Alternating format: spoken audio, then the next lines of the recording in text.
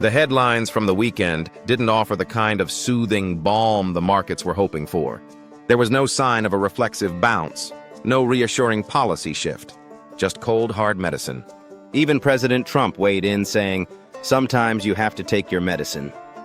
Not exactly the confidence boost investors were waiting for. Now, what's driving this? At the core, it's a massive repricing of risk. Remember how the year started? Everyone was riding high on the Trump put, deregulation tailwinds and animal spirits. But that euphoria is long gone.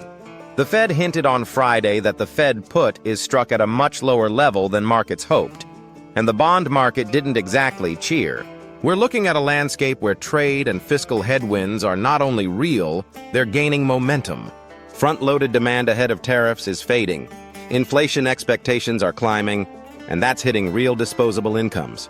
Add to that the looming retaliation from global trading partners, and you've got a recipe for continued downward pressure on growth. So, should we be buying the dip? Not so fast. Historically, yes, big VIX spikes often led to strong equity rebounds, but usually outside of recessions. And right now, we're not out of the woods. Until trade tensions cool off, fiscal policy turns supportive, and the Fed fully pivots, it's risky to go in with both feet. Let's talk policy. The Trump administration isn't exactly blinking. Tariffs remain on the table, and to be honest, they kind of have to be. The logic is simple. Keep the pressure on so corporates relocate supply chains back to the U.S. Even if some tariffs get walked back eventually, the sentiment damage might already be done. That uncertainty alone is enough to keep equities in check. Meanwhile, the Fed is stuck. Inflation expectations are creeping up, yet growth is slowing. The Fed wants to help, but it's boxed in. And until job data starts to crack, don't expect a full capitulation. We might see some support in the second half of the year, but not before. Now, zooming out a bit, remember how strong the market was back in 2017? This isn't that. Back then, we had synchronized global growth and reflation. Now, we've got stagflation risks, weak global demand, and a deeply ideological U.S. trade policy. It's just not the same playbook. From a sector perspective, don't expect the usual safe havens like U.S. Tech or the Magnificent Seven to shield you. The concentration risk is real. Some strategists have already downgraded growth-style trades, recommending rotations into software and out of semis. On the other hand, China Tech still looks relatively attractive. A few more red flags to consider. Soft data is starting to roll over, and hard data won't be far behind. The White House could be overplaying its hand on trade. Q1 earnings season is just around the corner, and it might be ugly.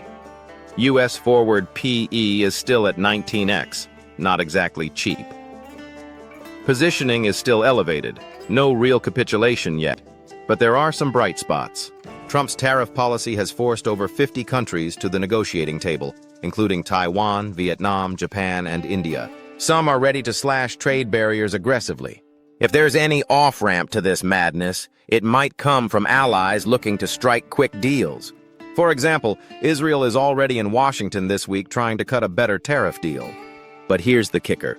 If Trump's goal is to eliminate trade deficits entirely, this isn't going to be resolved with quick deals. That's a long, painful slog. Now let's talk market psychology. Investors were still holding on to hope that tariffs were a means to an end, that eventually cooler heads would prevail. But if tariffs are the end game, we're dealing with a whole new reality. It's not about tweaking trade terms anymore. It's about rewriting the rule book. So what should we watch for next? Focus on areas with fiscal levers left to pull.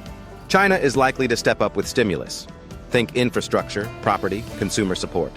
That's why we saw green shoots in commodities like copper today. The EU could also be forced into deeper integration, possibly even joint bond issuance, or another Draghi-style competitive agenda.